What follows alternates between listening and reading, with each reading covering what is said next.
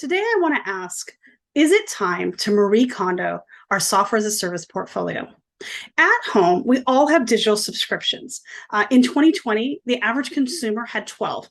I know I have probably more than 12 and too many. I have HBO and Hulu and Acorn and Wall Street Journal and New York Times, lots of different digital subscriptions. And of course, there's some subscription sprawl that happens.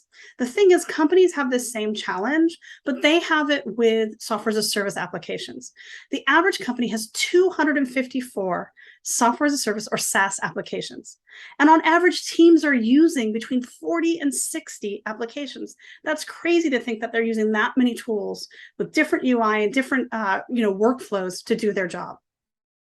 And of course, this has lots of consequences. It has a consequence on productivity as we're having to use all these tools. It has a consequence on dollars as these gym memberships, whether you use them or not, you have to pay each month, these gym membership style subscriptions. And of course, it takes time away from IT. IT has to manage the single sign-on, the authentication, the security, the onboarding, the offboarding. It all adds up to keeping the lights on our KTLO cost.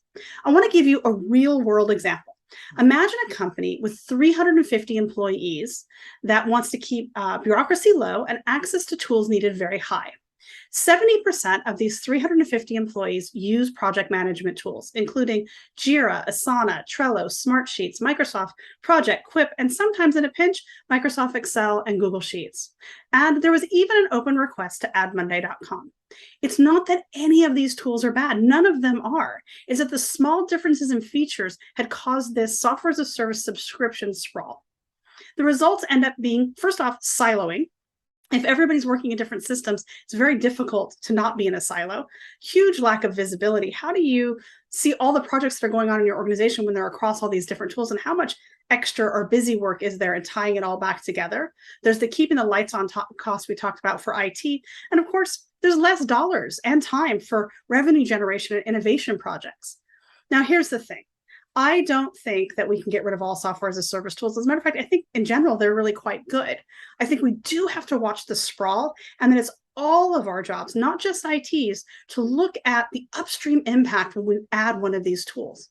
My biggest recommendation is always to see if there's a feature that you can add to a tool you already have as an add-on, as opposed to just getting a new tool. So next time you're thinking about one of these tools, first think, does our current portfolio spark joy? And do I really need this tool, or do I just need a feature? I'd love to continue the conversation in comments or reach out to me directly. In the meantime, I'm going to go watch The Orville on Hulu and Brokenwood Mysteries on Acorn, because that does spark joy. Until next time.